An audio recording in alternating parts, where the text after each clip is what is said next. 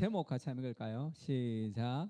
정치 공간에서 그리스도인으로 서기. 오늘 여호수아 1장 6절에서 9절인데 짧으니까 같이 한번 읽을까요? 6절에서 9절 같이 읽겠습니다. 시작.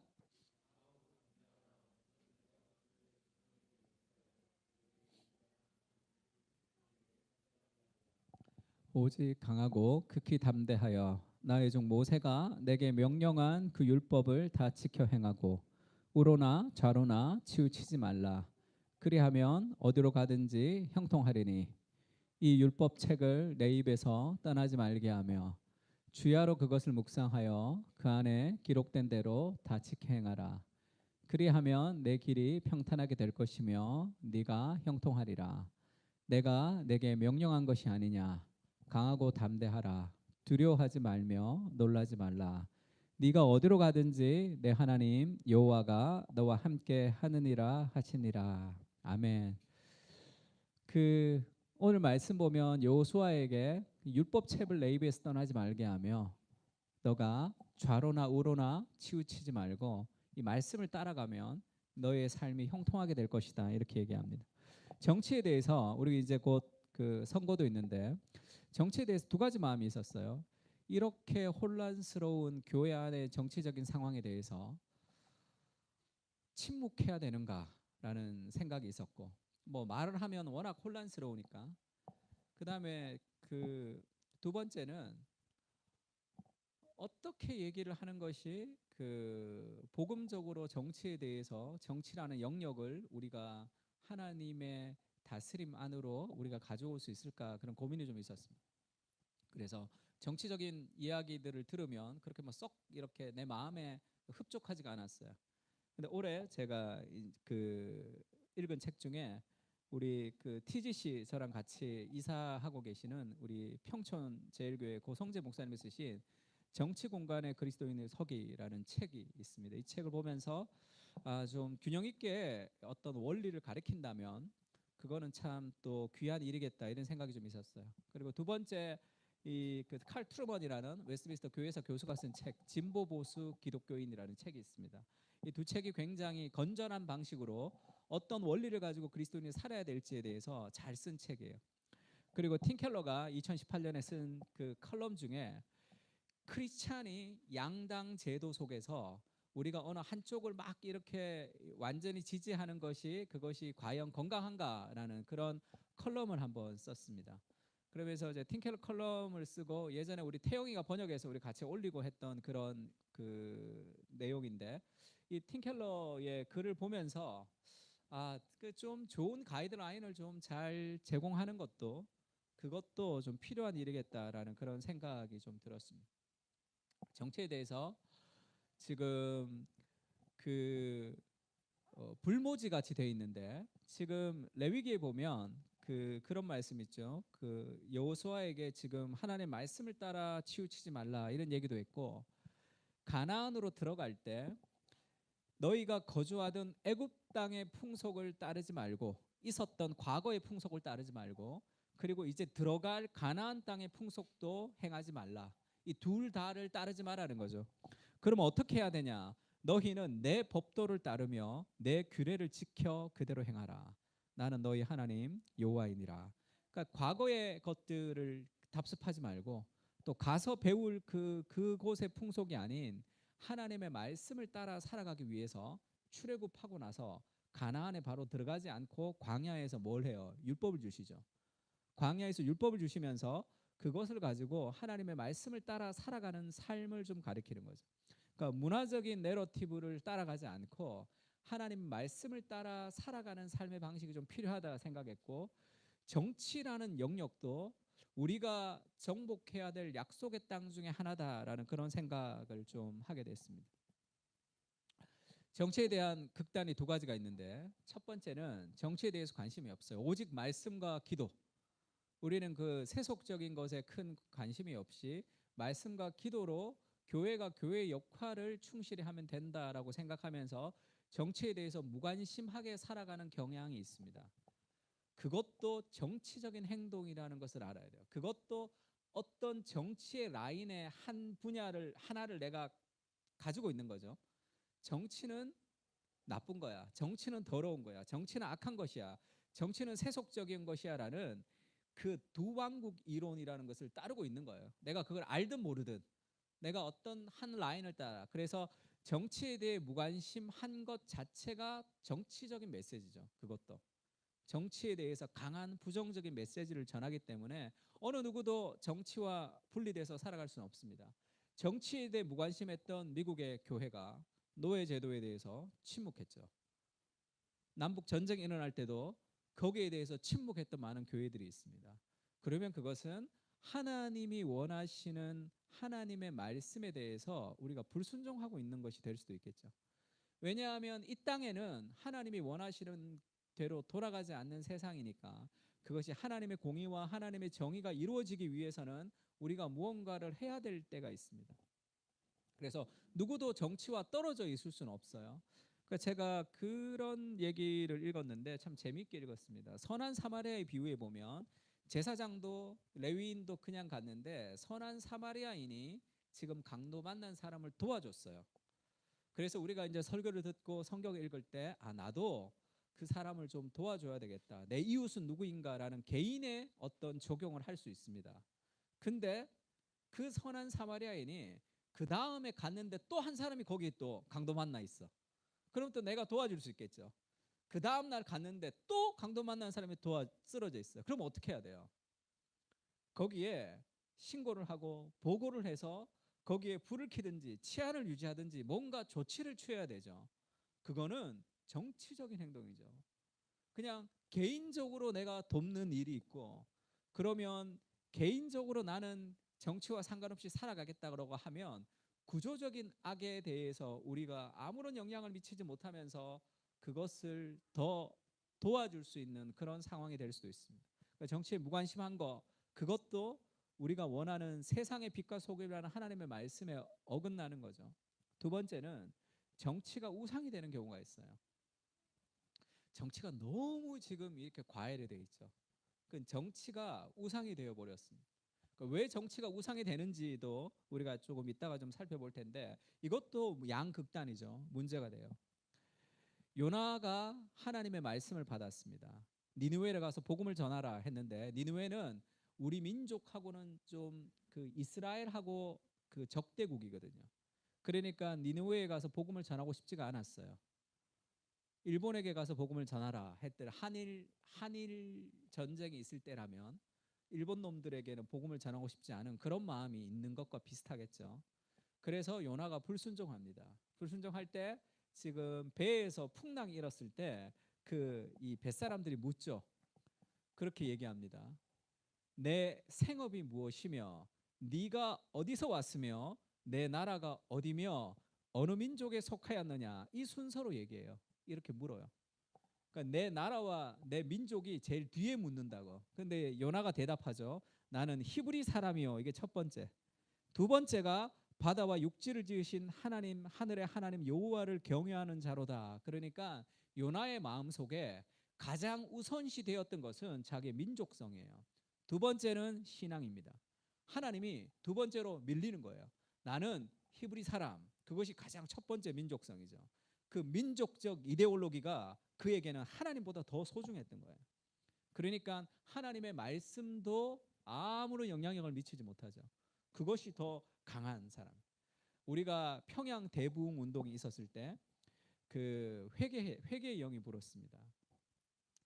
그때 많은 이 한국 교회가 회개했던 게 뭐냐면 우리는 일본이 우리를 공격했지만 우리는 일본 놈들보다는 그래도 도덕적으로 깨끗한 민족이다라는 그 교만이 깨트려졌다는 얘기가 있어요.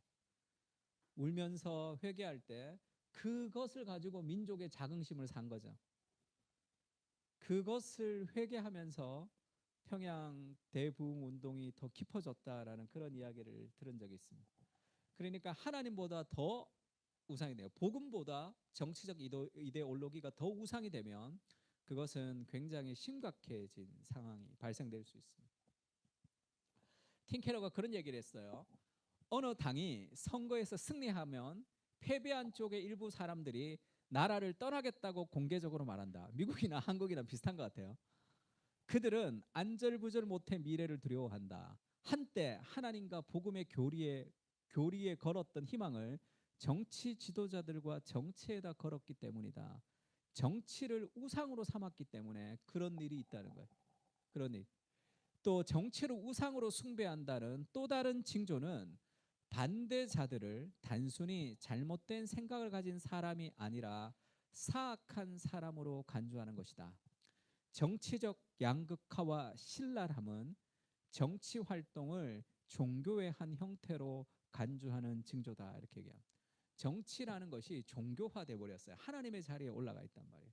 그러면 정치가 우상이 된 특징이 뭐냐 하면 두 가지인데, 하나는 내가 속한 정당, 내가 지지하는 사람이 되면 마치 세상을 구원할 것 같은 그런 착각을 불러일으키죠. 누가 돼도 세상은 우리가 원하는 만큼 변화되지 않아요. 그것이 타락한 세상의 그 진리죠. 그 환상을 가지는 거예요.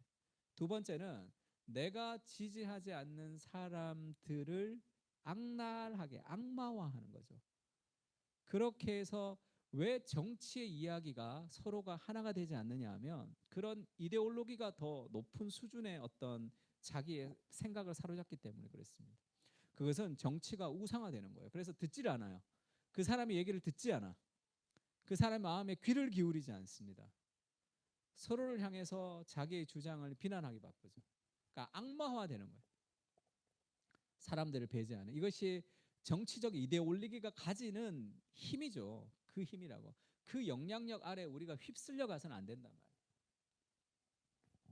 그러니까 왜 그렇게 정치가 우상이 되느냐 할 때 라인홀드 리버라고 왜 도덕적인 사회와 도덕적인 개인과 비도덕적인 사회를 썼던 라인홀드 리버가 인간의 본성과 운명이라는 책을 썼습니다. 두 권이 번역이 되어 있는데 거기서 이 창세기 2장 17절을 가지고 하나님 그렇게 얘기하죠. 선악을 알게 하는 나무의 열매를 먹지 말라. 내가 먹는 날에는 반드시 죽으리라 했던 이 하나님의 명령에 인간이 거부 반응을 일으키는 것이 그것이 인간의 본성이라는 거예요.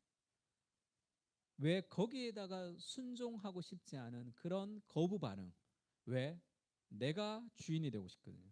내가 하나님이 되고 싶단 말이에요. 그래서 선악을 알게 하는 나고의 실과를 따먹었죠. 그것을 권력의 의지라고 합니다.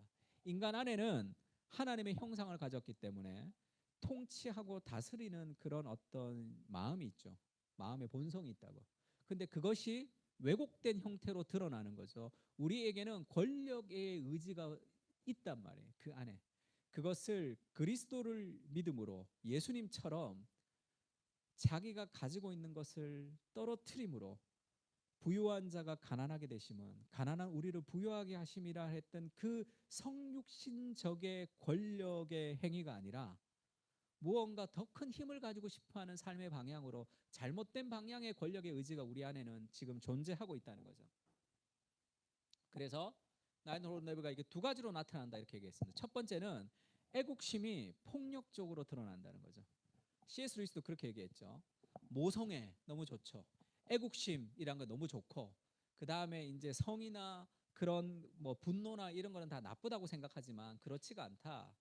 어떤 경우에는 모성애가 망칠 수도 있고 애국심이 잘못될 수도 있고 성이라는 것은 결혼 안에서 분노라는 것은 억울한 사람들과 피해를 받은 사람들을 돕는 것에는 그것은 더 정상적으로 활용된다는 거죠. 그러니까 C.S. 루이스가 무슨 얘기를 하고 싶은 거예요? 하나님보다 더 사랑하는 대상이 되면 아무리 좋은 거라도 그것이 우상이 되고 그것이 우상이 되면 우리를 노예로 삼는단 말이에요. 우리는 율법을 지키지 못하는 사람들이죠. 율법을 지키기가 힘든 그런 본성을 갖고 있다고. 근데 우리의 신랑 되신 예수님이 우리와 결혼했단 말이에요. 근데 그 언약을 지키지 못하는 신부가 되었다고. 그러면 예수님이 언약을 깨트린 그 벌을 그 범죄를 이 공의와 정의로 다스려야 돼요. 우리 심판을 받아야 됩니다. 그런데 우리를 사랑하는 우리의 신랑이 우리를 또 사랑하는 마음이 있잖아. 이 두 가지를 온전히 해결할 수 있는 방식이 예수님이 스스로 우리의 죄를 대신해서 우리의 범죄를 대신해서 형벌을 당하셨고 그걸로 말미암아 우리를 또다시 사랑할 수 있는 대상으로 만들어 주신 거죠. 그러나 다른 어떤 대상도 우리를 그렇게 하지 못해요. 성공을 우상으로 삼으면 그 내가 열심히 노력해서 성공하지 못하면 내가 우상으로 삼았던 그 성공은 나를 헌신짝처럼 버립니다. 내가 성공해도 그것이 잘못된 교만이 되지만 내가 성공하지 못하면 그 성공은 나를 아주 버려버려요. 그 돈은 나를 헌시짝처럼 버린다고. 연약한 우리를 사랑하고 아껴주면서 그것을 온전하게 다시 우리의 자리로 되돌릴 수 있는 분은 예수 그리스도밖에 없단 말이에요. 다른 어떤 대상도 우리를 그렇게 행복하게 해주지 못합니다. 두 번째는 정치가 이데올로기화 되는 거죠. 그때 이것은 굉장히 강력하게 우리를 사로잡는 힘이 된다 이렇게 얘기합니다. 그러면서 이런 얘기를 해요. 인간의 생각은 언제나 어떤 유한한 가치나 대상을 궁극적인 해답으로 승격시키는 경향이 있다. 이것이 인간의 본성이라는 걸 알아야 돼요. 왜 그렇게 정치를 뜨거워지는지, 왜 온 나라가 정치에 몰두하는지, 왜 온 교회가 복음보다 정치가 더 높은 곳에 있어서 그렇게 교회가 분열이 되는지, 그것은 인간의 본성 안에는 하나님으로 가득 채우지 못하면 다른 유한한 가치와 대상을 무언가 채워서 예배하고 싶은 마음의 빈 공간이 있기 때문이에요. 하나님을 잃어버린 문화에서는 성, 돈, 정치가 저마다 다른 사람들의 공백을 메우죠. 이 때문에 오늘날 정치적 토론이 점점 더 이념적으로 변해가고 양극화되는 것이다. 이데올로기적으로 변해간다는 것은 이데올로기는 우리를 구원할 수 없어요. 그리고 모든 이데올로기는 하나님의 성경적 진리를 담고는 있어요. 100%가 아니라서 그렇지. 그래서 이 이데올로기와 저 이데올로기가 왜 갈등을 일으키냐면 둘 다 하나님의 창조했던 일반 은총적 진리가 담겨져 있기 때문에 그래요. 그러나 둘 다 그것이 온전하지 못하기 때문에 그래서 서로 갈등을 일으키는 거죠. 내가 맞다, 네가 맞다가 아니고 내가 맞는 것 중에도 성경적인 게 있고 네가 맞는 것 중에도 성경적인 게 있고 내가 맞다고 생각하는 것 중에도 비성경적인 게 있고 네가 맞다고 주장하는 것 중에도 비성경적이 있다는 것을 인정하지 못하는 거죠. 이데올로기가 우리의 마음에 빈 공간을 채웠기 때문에 그렇습니다. 성, 돈, 이데올로기 그것이 주인이 되어서 통치하는 세상 속에 그 자본주의 시대, 능력주의 시대를 우리가 살아가고 있는 거죠. 존 갈브레스라는 경제학자가 아주 옛날 사람이죠. 풍요로운 사회라는 책을 쓴 지금은 뭐 이분의 이론을 지금 다 거의 이제 받아들이지 않고 좀 비판을 많이 하지만 그 갈브레스라는 사람이 얘기했던 것 중에 이런 얘기가 있어요. 자본주의에서는 사람이 사람을 착취한다. 공산주의에서는 거꾸로다. 이 사람 70년대니까 자본주의 공산주의 얘기를 하는 거죠. 이 거꾸로다는 말이 뭐예요? 자본주의에서는 man exploits man이에요. 공산주의에서는 거꾸로 읽어요. man exploits man. 다 똑같다는 거예요. 사람이 사람을 착취한다는 거야. 자본주의는 사람이 사람을 착취하고 공산주의는 사람이 사람을 착취하는 거예요. 그래서 이데올로기는 다 한계가 있다는 거예요. 그 이데올로기 자체가 무언가 우리를 구원할 것 같이 생각해서는 안 된다는. 이 둘 다 한계가 있는 타락한 세상 속에서 우리를 구원하지 못하는 그런 한계가 있는 거죠. 그것이 우리의 구원의 자리까지 올라갔기 때문에 나와 다른 의견을 가진 사람을 절대 받아들이지 못하는 거죠. 그게 단순한 하나의 생각이 아니라 그게 진리가 되었다고. 예수님을 믿어야 구원을 받는다는 것 같은 진리가 되었기 때문에 그것이 뭐라 그럴까요? 그 토론 속에서 한 단계 더 성숙해가는 과정으로 거치지 않고 서로를 향한 비난으로 끝이 납니다. 그래서 정치 얘기는 하지 마라 그러죠.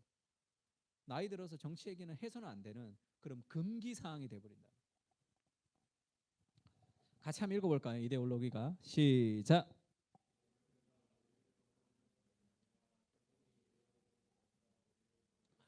한 번 더 읽어봅시다. 시작.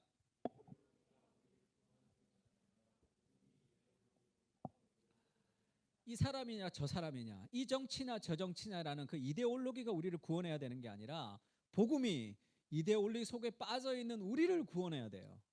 그래서 그 이데올로기에서 빠져나와서 우리가 그것을 좀 평가하고 분석하면서 살아갈 필요가 있습니다. 우리의 몸은 정치적인 한가운데 가야 되지만 우리의 마음은 정치의 공간을 벗어나서 정치를 바라볼 수 있어야 된단 말이에요. 그래서 복음이 우리를 이데올로기로부터 구원해 내어서 그것을 바라볼 수 있도록 준비되는 게 중요하죠. 그러면 어떻게 해야 되느냐는 거지. 이런 그 양극화 시대에 이 정치 공간을 그리스도인이 어떻게 이 정치 공간에서 우리가 생각하고 살고 행동해야 되느냐. 첫 번째는 창세기 1장 27절에 보면 하나님이 자기의 형상대로 사람을 창조하셨는데 남자와 여자를 창조하시고 그리고 세상에 있는 모든 피조물을 정복하고 다스리라. 이 문화 명령 우리에게 주셨어요. 두 가지를 생각해야 되는데 정치라는 영역도 우리가 정복해야 되는 하나님의 나라다라는 영역이라는 것을 알아야 되고 두 번째는 모든 사람은 하나님의 형상을 가진 존재라는 것을 알아야 됩니다. 그래서 제가 그 근래 봤던 책 중에 한 교회 안에서 정치적으로 다른 사람들을 어떻게 서로 사랑할 수 있을까 이런 책이 있었어요. 그러니까 아주 재밌죠. 미국은 워낙 강하니까 미국은 결혼 안 시킵니다. 신앙이 다른 사람과 결혼 안 시키는 것도 있지만 정치당이 다른 사람하고 이 그 바이블 벨트에서는 결혼 잘 안 시켜요. 그렇게 강한 신념이죠. 거기는 거의 신앙과 같은 신념으로 그렇게 굳어져 있습니다. 하나님의 형상으로 사람을 존중하지 못하면 그것은 우리가 복음보다 정치 이데올로기가 더 높은 거죠. 어떻게 그 사람을 지지할 수 있냐? 어떻게 너는 그럴 수 있냐? 그러면 선을 그어버려. 그 사람하고 내 친구가 아니야. 패친 다 끊어버려. 하나님의 형상으로 지음받은 하나님의 사람들보다 정치적인 이데올로기가 더 중요해지는 거죠. 그러면 이것은 심각하게 뭔가가 주객이 전도가 돼 있단 말이에요. 뭔가 문제가 있어요. 한 교회 안에서 그렇다면 그걸 뭐 말할 것도 없고 하나님의 형상에 가진 존재가 그 사람의 성격과 정치적인 성향과 그 사람의 성별과 그 사람의 학벌과 그 사람의 무엇과 관계없이 하나님의 형상으로 존중받아야 될 하나님의 사람이라는 것이 더 우선시돼야 되겠죠. 그것을 먼저 기억해야 됩니다. 정치 공간 안에서 그리스도로 서기 위해서는 네가 이 당이냐 저 당이냐보다 더 중요한 것은 하나님의 형상으로 지음받은 하나님의 사람이라는 것이 더 중요하다는 것을 기억해야 돼요. 이것을 깨트리면 그것은 정치가 우상이 되는 겁니다. 고린도전서 8장 11절에 그렇게 얘기하죠. 고기를 먹는 우상 숭배됐던 고기를 먹는 것 때문에 뭐 이런저런 설전이 있었어요. 우상 숭배됐던 고기 괜찮다. 믿음으로 먹는다라고 해서 먹은 사람이 있고 믿음이 연약한 사람들은 제사 음식 쉽게 얘기하면 제사 음식 이게 다 하나님 건데 이거 제사 우상이 무슨 힘이 있냐 먹어도 된다라고 먹는 사람이 있고 어떤 사람은 믿음이 약한 사람은 제사 음식 먹으면 뭔가 이렇게 뭐 잘못될 것 같아서 못 먹는 사람이 있죠. 그 때문에 교회에서 좀 문제가 생겼어요. 그때 바울이 고기를 먹고 안 먹고가 중요한 게 아니다. 네 형제를 실족시키지 말라는 거야. 내가 먹을 수 있다고 막 하면서 다른 사람 실족시키지 말고 그것이 사랑으로 선택하는 게 더 중요하다 얘기하면서 그렇게 얘기합니다. 그러면 너의 지식으로 그 믿음이 약한 자가 멸망한다. 네가 똑똑하고 네가 잘 알고 네가 맞기 때문에 그 사람이 영혼이 멸망한다는 거예요. 네 지식으로 그 사람이 멸망한다. 그는 그리스도께서 위하여 죽으신 너의 형제다. 지금 이것이 더 중요하다고 얘기하는 거죠. 그리스도께서 위하여 죽으신 그 형제다. 네 지식보다 그 사람의 영혼이 더 중요하다는 거죠. 내가 맞다, 내가 잘한다, 네가 틀렸다가 중요한 게 아니라 그리스도께서 너를 그를 위해 죽으신 그 형제다. 그걸 좀 알아야 된다. 이와 같이 너희가 형제에게 죄를 지어 그 약한 양심을 상하게 하는 것이 곧 그리스도에게 죄를 짓는 것이다. 그러니까 목회자가 교회에서 정치 지도자 누군가를 내가 지지한다라고 공적으로 선언하는 것이 잘못된 이유가 뭡니까? 그것은 복음을 희석시키는 거죠. 그러면 나와 정치적인 성향이 다른 사람도 우리 교회 안에 있을 수 있겠죠. 그 사람들의 영혼과 특히 믿음이 약한 사람이라면 그 사람들이 나의 복음을 받아들이지 못할 확률도 있겠죠. 정말로 잘못된 행동이죠. 공적인 자리에서 그것을 지지하고 행위하는 그 모든 행위들은 그것은 복음을 희석시키는 거기 때문에 그것은 좋지 않습니다. 교회 이름으로 정치를 지도해서는 안 돼요. 그것은 심각한 범죄. 그래서 정치적인 하나의 이슈를 성경 갖고 해석하는 것은 굉장히 위험하죠. 누가 뭘 했다 그러면 막 그 성경에서 뭘 가지고 와서 그런 악녀같이 막 갖다 붙이고, 누가 뭐 했다 그러면 성경을 막 인용해서 뭔가 해석하고 하는 그런 것은 굉장히 위험한 행동입니다. 그러면 정치적인 공간에서 그 사람들과 잘 지내려면 어떻게 해야 되느냐 하면, 왜 그가 그런 정치적인 신념을 가지게 되었는지를 생각해야 돼요. 우리는 태어날 때 공화당으로 민주당으로 태어나지 않습니다. 태어날 때 그런 게 없다가 자기가 살아가는 삶의 환경을 통해서 어떤 계기와 영향을 통해서 어떤 정당을 지지하는 사람으로 살아가는 경향이 있어요. 왜 지역 감정이라고 얘기하죠? 그 지역에 태어난 사람은 그런 영향을 많이 받기 때문에 그 당을 지지할 확률이 많은 겁니다. 그 어느 한쪽 당을 미친 듯이 지지하는 사람들, 격렬하게 지지하는 사람들을 보면, 저도 오늘 목사님들 중에 막 페이스북에 막 그렇게 막 목회 어떻게 하려고 그러나 할 정도로 그렇게 막 지지하는 사람들이 있어요. 근데 그분들의 삶을 보면 왜 그런지는 이해가 된다고. 그렇게 하는 행동 자체가 내가 긍정적으로 보진 않지만 왜 그런지는 이해가 된단 말이에요. 어느 분은 아버지가 노동운동을 하셨다가 박정희 시대에 끌려가서 감옥에서 죽으신 분이 계세요. 그럼 그분은 어떤 보수 정당이라는 것에 대한 어마어마한 분노가 있겠죠.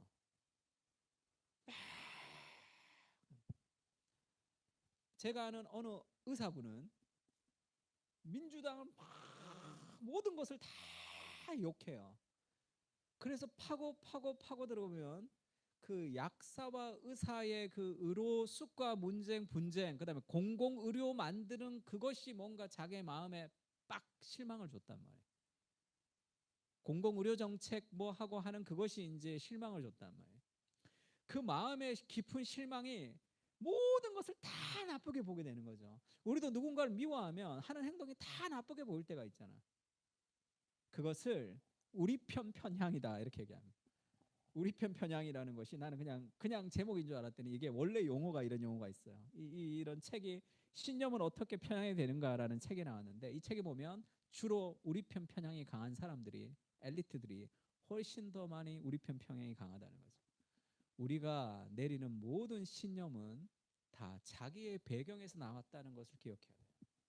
내게 맞는 게 아니라고. 내가 맞도록 모든 것을 그렇게 볼 수 있는 성향을 가진 본성을 우리가 갖고 있다는 걸 알아야 돼요. 우리는 이 우리 편향이라는 이 확증 편향보다는 조금 더 좁은 개념인데, 이것에서 벗어날 수 없는 존재라는 자기 겸손이 있어야 됩니다. 내가 보는 것은 다 맞습니까? 그런 얘기 하는 사람들 있죠. 야, 기독교, 불교, 유교 다 똑같아. 다 하나야. 기독교는 코끼리 여기 만지고 불교는 저기 만지고 다 저기 만져. 산꼭대기에 올라가면 다 구원 얻어. 이렇게 얘기한다. 우리가 볼 때 어때요? 교만하죠. 자기는 기독교가 여기 만지고 불교가 저기 만지고 유교가 저기 만진다고 얘기하면 자기 다 알아야 되잖아. 자기는 다 알아. 자기는 위에서 다 아는 존재야. 뭐 성경도 하면 안 읽고 어떻게 다 알아요? 다 올라가면 다 맞나? 그거 자기가 어떻게 알아? 나는 모든 것을 다 안다라고 생각하는 거죠. 그게 더 관용적이라고 착각하는 거죠. 편향되어 있는 사고를 가지고, 모든 사람은 다 편향되어 있는 사고를 가질 확률들이 있습니다. 그것이 우리가 성경의 해석도 마찬가지죠. 내가 내린 성경의 해석이 이것이 올바른 성경 해석인지 아닌지를 어떻게 알 수 있습니까? 방법이 없어요. 성경의 통일성을 가지고 우리가 유추할 뿐입니다. 여기 해석 다르고 저기 해석 다르고 하니까 이단들이 생기는 거죠. 그러면 내가 한 해석이 100%야. 이건 절대 맞아. 감리교는 다 틀렸어. 근데 요즘은 또 넓게 공부하는 사람들은 보수 기독교 다 꼴통들 막 이렇게 얘기한다. 겸손해야 되죠. 성경의 해석도 마찬가지예요. 성경적 근거라 할지라도 그것은 우리가 100% 확신할 수 있다고 밀어붙여서는 안 되는 그런 겸손이 좀 필요합니다. 뭐 삼위일체나 구원이나 명확한 교리들은 우리가 확실히 지켜야 되겠지만 그럼 이단이 되니까 다른 것들은 좀 품을 수 있어야 돼요. 좀 품어갈 수 있어야 돼. 그래야 연합이 될 수 있는 거예요. 그러니까 늘 내가 가지고 있는 판단이 올바르다 삶의 교만을 우리가 좀 내려놓을 필요가 있습니다. 그리고 그 사람이 그 정당을 지지하고 열을 올리는 데는 내가 모르는 그의 삶에 무엇이 있다는 걸 알아야 돼요. 그의 삶의 스토리를 쭉 들어보면 그것이 올바른 판단은 아니지만 그를 이해할 수는 있습니다. 그렇다면 그가 그렇다면 내가 생각하는 나의 이데올로기도 나의 경험에 의해서 내가 생각하는 거겠죠. 그 진리가 아니잖아.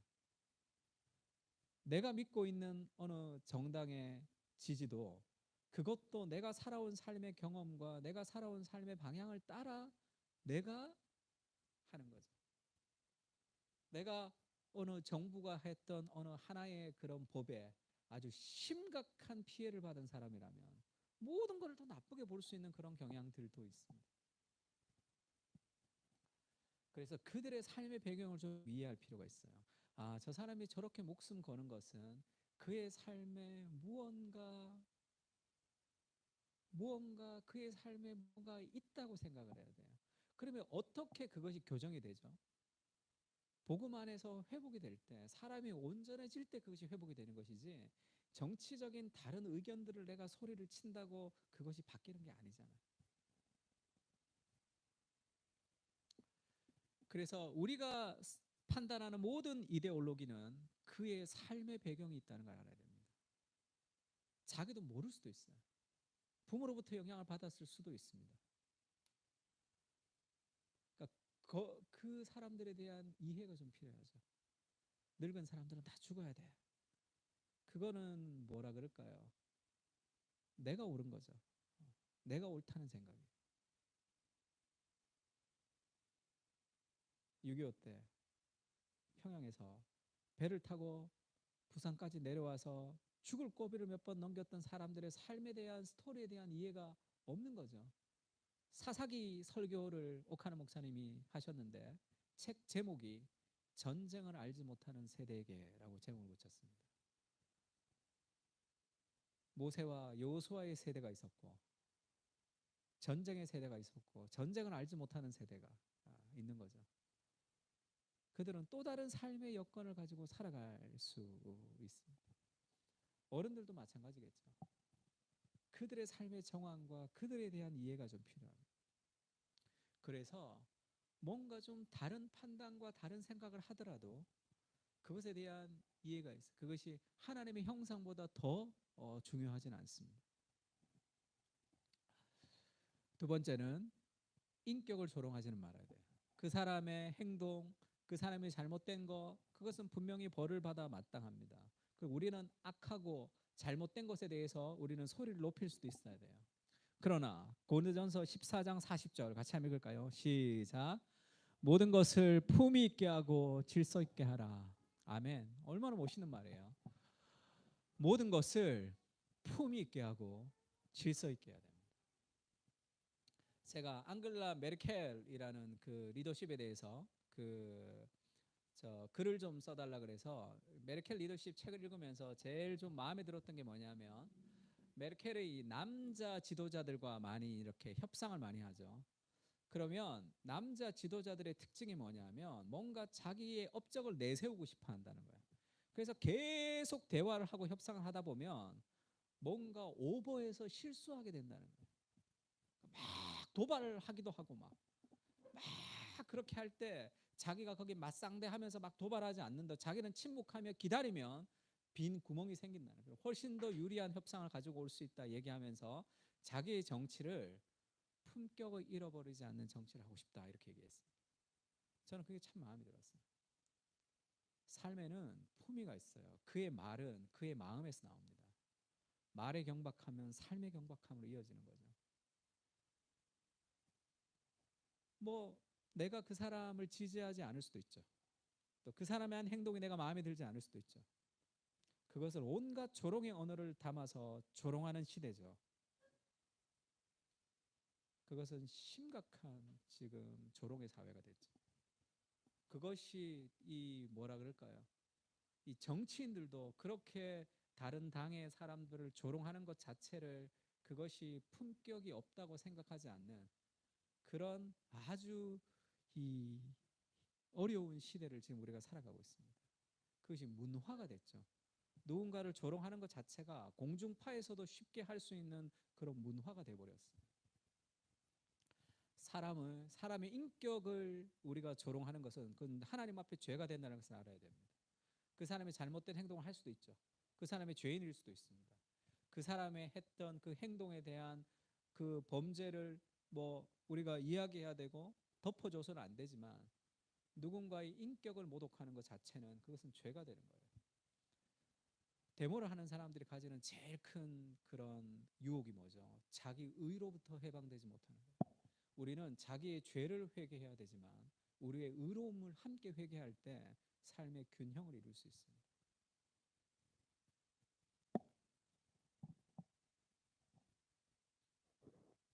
그래서 함부로 사람의 이름을 부르거나 함부로 별명을 부르거나 그것을 쉽게 생각해서는 안 돼요.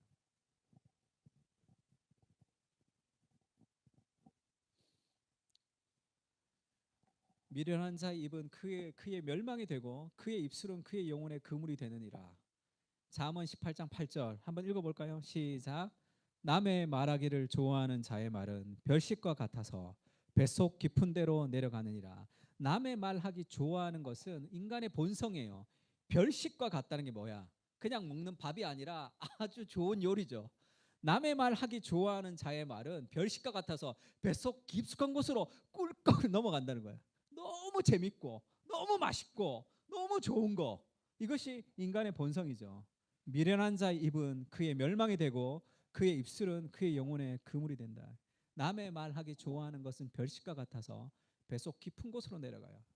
유진 피터스는 이게 정크 푸드 같아서 뱃속에 내려가서 결국 건강을 상하게 한다 이렇게 번역했습니다. 그것이 인간의 본성이에요. 왜 그렇게 남의 말하기를 좋아하고 남을 조롱하기를 좋아하냐면 자기 안에 정체성의 확신이 없기 때문이고 두 번째 하나님 앞에 침묵하며 기도하는 훈련이 잘 되지 못하기 때문에 그렇습니다. 삶에 하나님 앞에 침묵할 때 우리는 그 삶의 지혜를 배우게 되는 거예요. 말은 굉장히 중요합니다. 모든 것을 품위 있게 하고 질서 있게 할 필요가 있어요. 하나님 앞에서만 다 쏟아내도 돼요. 그리고 세 번째는 정치적인 입장이 진리는 아니에요. 진리는 아닙니다. 교회가 인종을 차별한다, 가난한 자를 억압한다, 그런 것에는 완전히 목소리를 내야 되겠죠. 그건 정치의 이념과 상관없이 하나님의 말씀을 어기는 것이기 때문에 그것은 하나님의 말씀에 근거하여 교회가 소리를 내야 된단 말이에요. 그러면 가난한 사람을 돕는 것이 정부를 축소하는 것이 좋은지 정부를 확대하는 것이 좋은지는 이것은 진리의 문제가 아니란 말이에요. 우리가 진리의 문제일 때는 소리를 내야 되죠. 가난한 자가 억압당하고 그렇게 힘 있는 자가 전쟁을 하고 그것은 우리가 반드시 소리를 내야 될 필요가 있는 거죠. 교회에서가 가만히 있어서는 안 됩니다. 약자의 편에서 소리를 내야 되겠죠. 그러나 그 방식은 그것은 진리가 아니잖아. 만약에 이것을 교회가 정부를 확대해야 됩니다 이렇게 얘기하면 그거는 진리가 아닌 것에 목숨을 걸게 되는 거죠. 그거는 진리가 아니에요. 그러니까 정치적인 입장은 진리가 아니에요. 그건 지혜의 문제라고. 그래서 기독교 정당이 있는 것 자체가 그게 좋은 면도 있지만 좋지 않은 면이 뭐죠? 기독교 정당이 내세우는 정책이 지혜의 문제이죠. 성경의 문제가 아니잖아. 이래도 되고 저래도 되는 문제 속에 우리가 하나를 선택하게 되면 마치 그것이 성경과 진리의 문제인 것처럼 외도될 수 있는 그런 왜곡된 그런 마음이 있죠. 그래서 민주주의가 성숙되지 않는 사회 속에서 기독교 정당이라는 것은 더 많은 오해를 불러일으킬 수도 있습니다. 진리가 아닌 것을 진리인 것처럼 착각할 수가 있단 말이에요.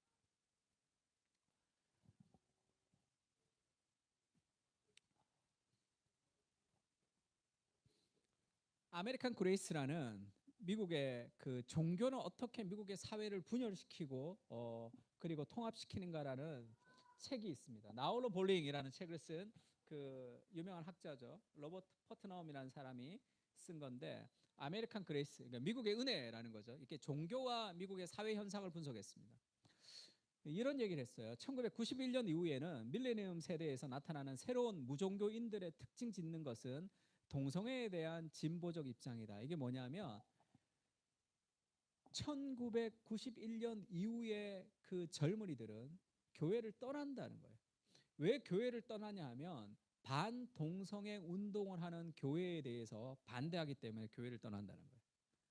그러면서 그렇게 얘기해요. 그러면 그 사람들은 왜 그렇게 반동성애 운동을 하는, 쉽게 얘기하면 성경에서 동성애를 반대하기 때문이라고 반동성애 운동을 하는 교회의 입장을 왜 젊은이들은 싫어해서 교회를 떠나야 되냐는 거죠. 그들은 미디어의 영향을 받은 세대라는 거죠. 그래서 그들은 크면서 동성애에 대한 미디어의 영향을 받았기 때문에 동성애를 굉장히 건전한 것으로 해석이 됐고, 그런 사람들이 살아가는 세상에서 반동성애 운동을 하는 교회가 그 사람들이 마음에 들 리가 없죠. 그래서 교회를 떠났다는 거예요. 그러면서 이것을 인용하면서 제임스 헌터라는 미국의 사회학자, 크리스찬 사회학자예요. 우리나라에도 그런 각자의 영역에서 복음을 적용하는 사람들이 많이 나와야 되는데, 제임스 헌터가 그렇게 얘기합니다. 미국의 기독교 우파가 잘못된 제일 큰 오류는 법을 통해서 세상을 바꾸려고 한다는 거죠. 세상을 바꾸는 요소가 정치라는 요소가 아주 많다고 생각하는 거예요. 정치는 세상의 변화의 한 부분일 뿐인데 정치를 모든 것이라고 보기 때문에 미국 기독교 우파는 법을 바꾸는데 올인하는 거죠. 근데 문화가 이미 바뀌어가는 세상 속에서 법을 수호하기 위해서 안간힘을 쓰는 미국 기독교 우파가 어떤 오류에 빠질 수 있냐면, 법을 수호할 수는 있겠죠. 그러나 세상으로부터 교회가 도태될 수도 있다는 거죠. 다원주의 우리는 기독교 세상을 살아가고 있지는 않습니다. 다원주의 세상을 살아가고 있는 거죠. 스님들이 모여서 고기 먹으면 안 돼. 그래서 전국에 있는 모든 사람들에게 고기를 먹어서는 안 된다라는 법안을 만든다고 생각을 했을 때 우리가 그걸 어떻게 느끼겠어요? 그건 너네 먹지 마, 이렇게 얘기할 거 아니에요? 지금 다원주의 사회 속에서 우리의 목소리가 그렇게 들릴 수 있다는 거죠. 그래서 그것이 맞냐 안 맞냐의 문제를 얘기하고 싶은 것이 아니라 어떤 게 지혜롭냐에 대한 문제를 하고 싶은 거예요. 제가 이 신문을 봤는데 기독교인은 어떤 사람을 뽑아야 되는가라는 리스트가 쭉 나와 있어요. 첫 번째, 반동성애자를 운동을 하는 사람 뽑아야 되고, 낙태 반대하는 사람을 뽑아야 된다, 이렇게 나와 있더라고요. 무슨 말인지는 알겠지만 오늘날은 문화가 바뀌는 시대죠. 오늘날에 예수님을 믿는 건 진리니까 지하철에 가서 예수 찬다, 불신지옥 이렇게 소리를 지르면 그것이 진리이지만 그것이 통용되는 사회는 아니라는 거지. 요즘은 더. 그러면 지금 세상이 바뀌는 이 밀레니엄 세대들이 왜 바뀌었냐는 거죠. 법이 그를 바꾼 게 아니라 문화가 그들을 바꾼 거죠. 그러면 기독교가 법에 목숨을 걸면서 싸워야 되는 문제가 아니라 빼앗긴 문화를 확보해야 되는 거죠. 미디어와 학계와 예술과 서적과 방송과 그런 것을 통해서 진리를 일반의 언어와 하나님의 아름다운 공공선으로 만들 수 있는 사람들을 배출하지 못했다는 거죠. 방송, 여러 가지 상황들 속에서 건강한 사람들이 그곳에 가서 그런 문화들을 우리가 형성하지 못했기 때문에 오직 법을 바꾸는 것이 효력이 있는가, 지혜의 문제인가, 이렇게 묻습니다. 두 번째는, 그래서 이 워싱턴 광장에서 피켓을 들고 많은 사람들의 힘을 가지고 밀어붙이는 방식, 입법을, 그것이 과연 성경적인지를 물어요. 그러면 기독교가 소수가 됐을 때, 그러면 다수가 다 원하는 방식으로 돌아가잖아. 우리가 기독교가 세력을 모아서 힘을 모아서 정부에게 영향을 미쳐서 그 법을 만들지 못하도록 만들어가는 그 방식이 성경적인지 두 번째 묻습니다. 그리고 세 번째는 정치인들의 생각을 우리가 좀 알아야 돼요. 농촌 지역에 가면 정치인들은 뭐를 얘기하겠어요? 농업 활성화를 얘기하겠죠. 그 다음에 공장에 가면 공업 활성화를 얘기하겠죠. 그래 표를 받으니까. 교회에 오면 반동성애 반낙태를 얘기하겠죠. 그거 주고 그거 받아가지고 그러면 그 사람이 좋은 사람이 되는 거예요. 그러면 뒤에서는 사람을 착취하고 그렇게 노동자들의 인권을 무시하고 그렇게 살아가지만 이 두 가지 카드를 가지고 교회를 요리하는 것이 그것이 정치인들이죠. 정치인들은 머리가 우리 위에 있잖아. 그 사람들에게는 이것이 목숨과 같은 거죠. 그들의 프레임에 우리가 함께 놀아나서는 안 되는 거잖아. 그들에게는 오직 하나 정권을 쟁탈하는 거죠. 그게 내 밥줄이잖아요. 그게 정말로 소중한 거거든 그들에게. 거기에 목숨을 걸고 혈안이 돼 있기 때문에 어떻게 하든지 여기서 표를 더 얻겠다는 그 외에 다른 게 뭐 있어요? 어떻게 하든지 승리하겠다는 거 외에 뭐 있어요? 무슨 수를 쓰든지 승리해야 되는 것이 정치인들이잖아. 그러면 그들이 교회에게 주는 카드 그걸 가지고 교회가 그들의 꼭두각시 노릇도 할 수 있는 거겠죠. 이 복잡한 정치의 세상 속에 우리 너무 단순하게 살아가는 것이 아닌가.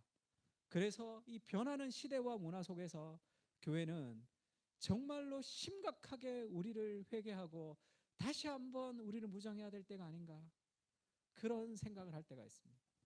제가 이번 주에 제일 충격받은 말 중에 하나는 뭐 이 정치 얘기를 좀 하다가 평신도예요. 그분이 그런 얘기 하더라고. 목사님 저는 대한민국의 목회자들이 무식해서 이 사태가 왔다고 생각한다 이렇게 딱 얘기하더라고. 그들이 역사와 문화와 철학에 대해서 뭘 아느냐 이렇게 얘기하더라고. 아무 얘기를 못했습니다. 내가 그렇거든.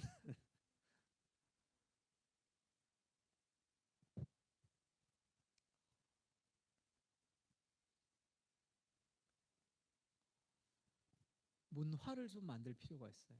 사람을 좀 키울 필요가 있습니다.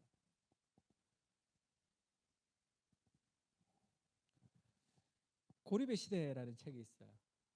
노리나 허츠라는 이 그 사람이 쓴 책인데 이 책을 보면서 제가 굉장히 큰 어떤 깨달음을 하나 얻었습니다. 왜 사람들이 이렇게 정치에 열광할까? 왜 사람들이 이렇게까지 분노할까? 이것이 좀 이렇게 마음에 풀리지 않은 좀 문제였어요. 이 거의 분노하는 세상 속에서 지금 이 노리나 허츠는 이게 고립의 시대, 외로움의 문제라고 얘기합니다. 뭐냐면 사람이 외롭게 사람은 하나님의 형상으로 함께 있어야 되는 존재인데 우리가 외롭잖아요. 특히 코로나 시대에 우리가 외롭다고. 외로운데 그래서 지금 핵가족 점점 다 떨어져서 살아가죠. 그래서 집 문제가 이 발생되는 것도 예전에는 온 가족이 한 집에 살았는데 다 각자 집이 있어야 되기 때문에 이 더 집 문제도 발생되는 어려움이 있는데 이 외로움의 시대를 살아가는데 사람들은 외롭다고 느끼지 않아요. 왜냐하면 디지털 때문이죠. SNS가 연결돼 있고 디지털로 소통하기 때문이라고 하지만 디지털은 제대로 된 소통이 될 수 없어요. 대화를 잃어버린 사람들이라고 테리 셔트클이 그렇게 얘기하죠.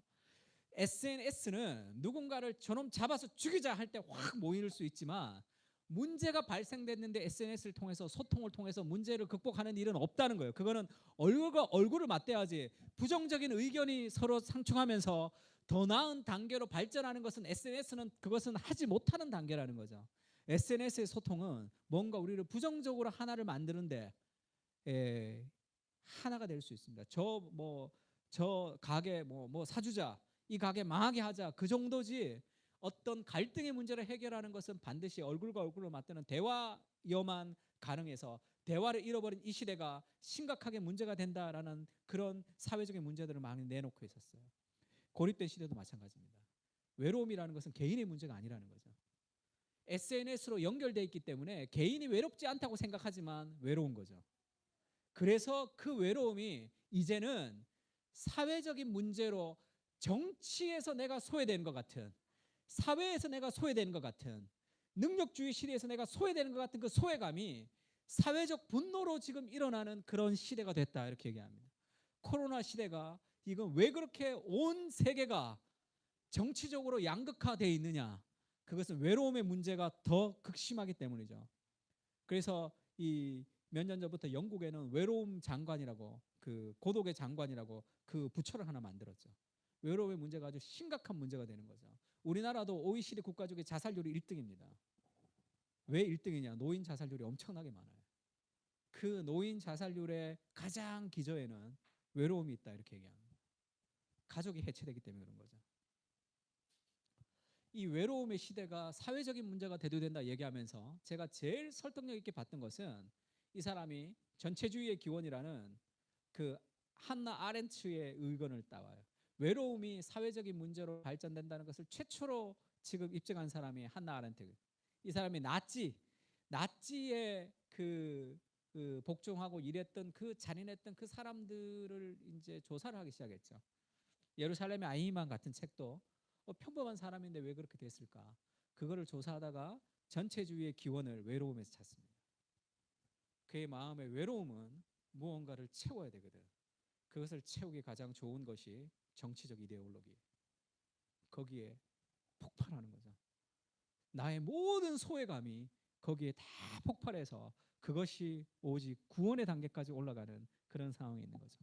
아렌트가 그렇게 얘기합니다. 나치즘을 추동하던 사람들의 주요 특징은 야망과 퇴보가 아닌 고립과 정상적 사회관계의 결여이다. 사회에 자리가 없다고 느끼는 사람들은 이데올로기의 개인적 자아를 투항함으로써 목적의식과 자긍심을 되찾으려고 한다. 그래서 오늘날은 포퓰리즘이 유행하게 돼 있죠. 왜? 외로움을 공략하거든요. 그래서 정치인들의 얘기, 특히 트럼프의 그 발언을 보면 다 우리래, 우리는 우리는 우리는 그렇게 사람들의 이 이야기들을 이렇게 현혹시킨다는 거죠. 그래서 이 포퓰리스트와 만나서 전체주의로 가는 지름길은 외로움, 그 사람의 외로움을 공격하는 거죠. 그거에서 이것이 아주 심각한 사회 문제가 일어났던 이 정치적인 이슈의 한가운데는 영적인 삶의 타락의 문제가 저는 자리 잡고 있다 생각합니다. 그래서 우리가 해야 될 게 뭐냐? 저는 세 가지라고 생각하는데요. 첫 번째는 문화의 확대, 문화. 법을 바꿔야 그것도 필요해요. 바꾸지만 그게 그 방식인지는 잘 모르겠지만 모여서 광장에서 피켓뜨는 힘의 방식인지는 모르겠지만 그것도 필요하지만 문화를 확대하는 문화적 네트워크, 복음을 일반의 언어로 소통하고 이해할 수 있는 많은 사람들을 길러내야 되는 거죠. 복음을 디자인으로, 복음을 법으로, 복음을 건축으로, 복음을 우리의 삶의 행정으로 그렇게 할 수 있는 많은 사람들을 길러낼 필요가 있습니다. 문화가 변화될 수 있도록. 그다음에 두 번째는 하나님의 공동체죠. 왜 이렇게 교회가 복음보다 정치적 이데올로기가 더 높은 단계에 올라가 있느냐 하면 그들의 궁극적 외로움과 삶의 소외의 문제를 교회가 해결하지 못하기 때문 아닌가 저는 그런 생각을 좀 해봅니다. 정말 교회가 만족스럽고 서로 사랑하는 공동체 안에 있으면서 그렇게 무언가를 분노하며 살아갈 수 있을까요?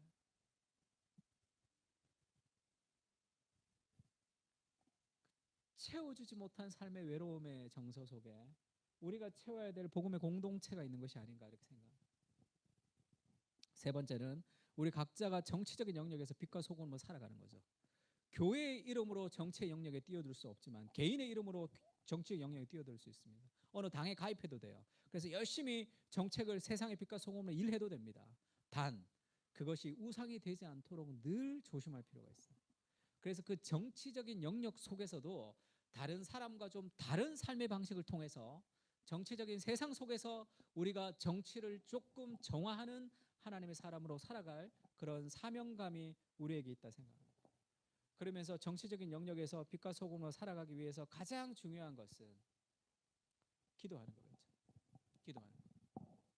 삶에 있어서 너희가 간구와 기도와 도고와 감사를 하되 임금들과 높은 지위에 있는 모든 사람들을 위하여 기도해라. 이는 모든 경건과 단정함으로 고요하고 평안한 생활을 하려 함이라. 우리가 나라와 이 땅을 위해서 기도해야 됩니다.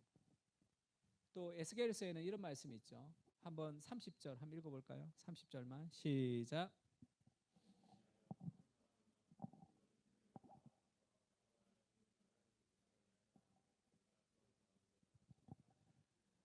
하나님이 그 이스라엘의 타락에서 이스라엘을 심판해야 되겠다 선언했습니다. 근데 하나님이 타락 심판하겠다 선언하고 하나님이 찾는데 이 땅을 위하여 성을 쌓으며 성 무너진 데를 막아서서 하나님으로 하여금 멸하지 못하게 할 사람을 내가 찾다가 찾지 못한 거로 하나님이 이스라엘을 심판하겠다. 워낙 타락했으니까. 근데 심판하겠다 얘기했는데 누구를 찾느냐 하면 하나님, 심판해서는 안 됩니다 라고 그 이스라엘을 위해서 중보하는 중보자를 찾는다는 거죠.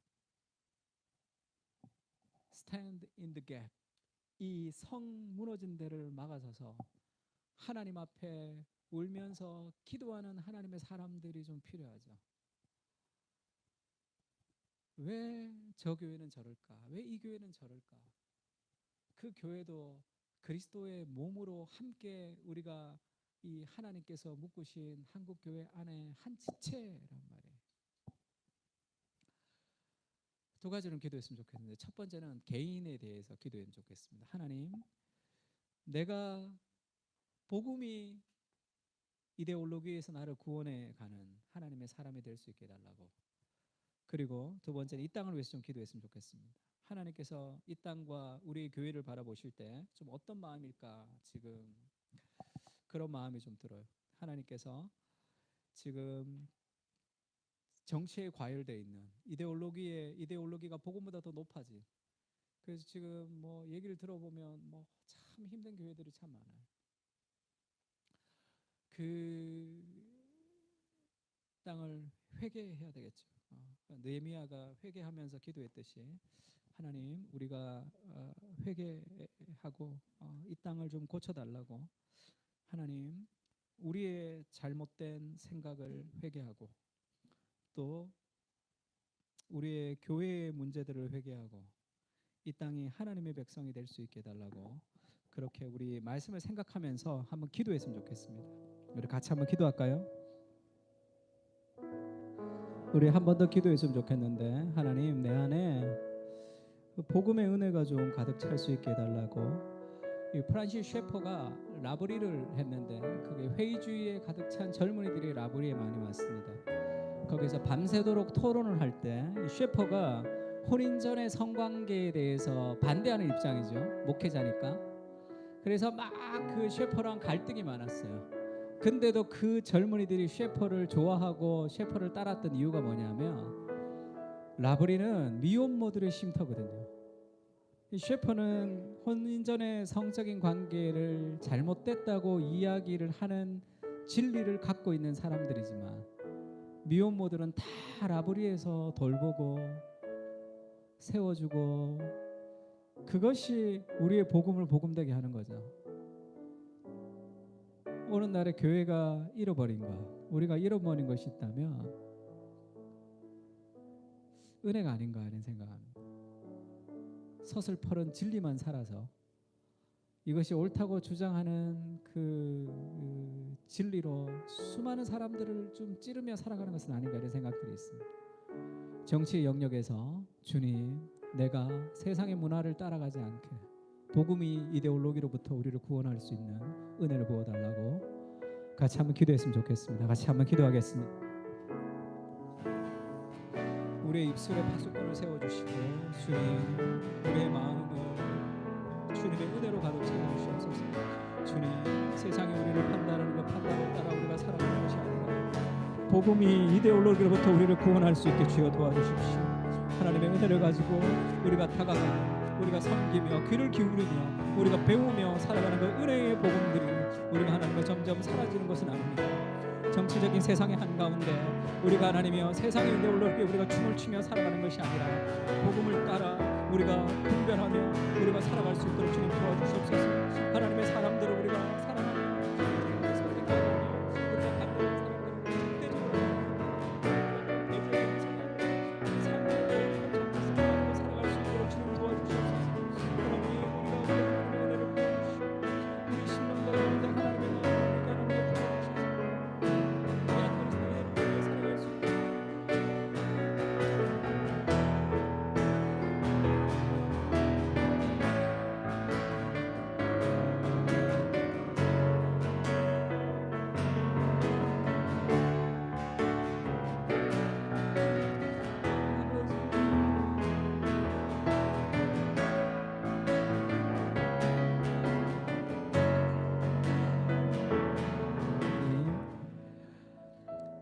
은혜가 없는 세상 속에 외로운 시대를 우리가 살아가고 있습니다.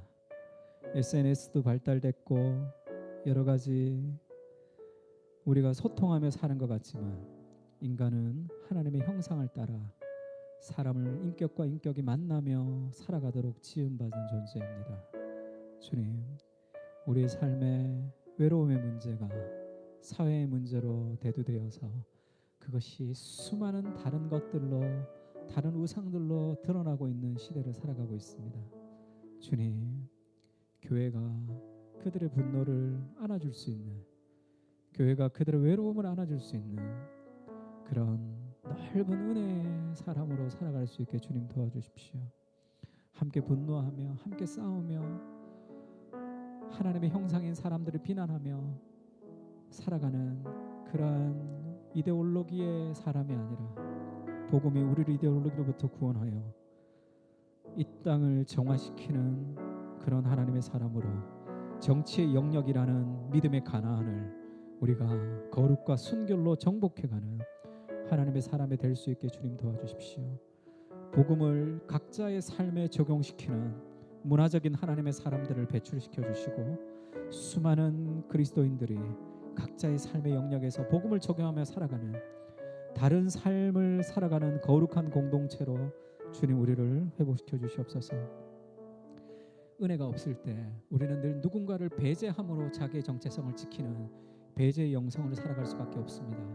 하나님의 은혜로 우리가 사람들을 포용하며 살아가는 연합의 공동체가 될 수 있게 주님 은혜를 베풀어 주시고 우리의 입술을 지켜주시고 정치적인 이데올로기에 함께 편승하여서 복음을 잃어버리고 살아가는 사람이 아니라 복음으로 우리의 삶의 이데올로기로부터 우리를 구원해내고 우리 주위의 사람들이 우리를 통해서 정화되고 평안을 얻는 그러한 관계의 사람들이 될 수 있도록 주님 은혜를 베풀어 주시고 이 나라의 교회를 위해서 이 땅을 위해서 우리가 비판하고 욕하는 인생이 아니라 날마다 기도하며 하나님의 통치가 이루어지게 해달라고 우리가 눈물로 기도하며 살아가는 사람이 될 수 있도록 그리고 우리 각자의 역할에서 각자의 자리에서 우리가 주님의 주시는 마음을 가지고 해야 될 그 일들을 행하며 살아가는 하나님의 사람이 될 수 있도록 은혜를 부어주십시오.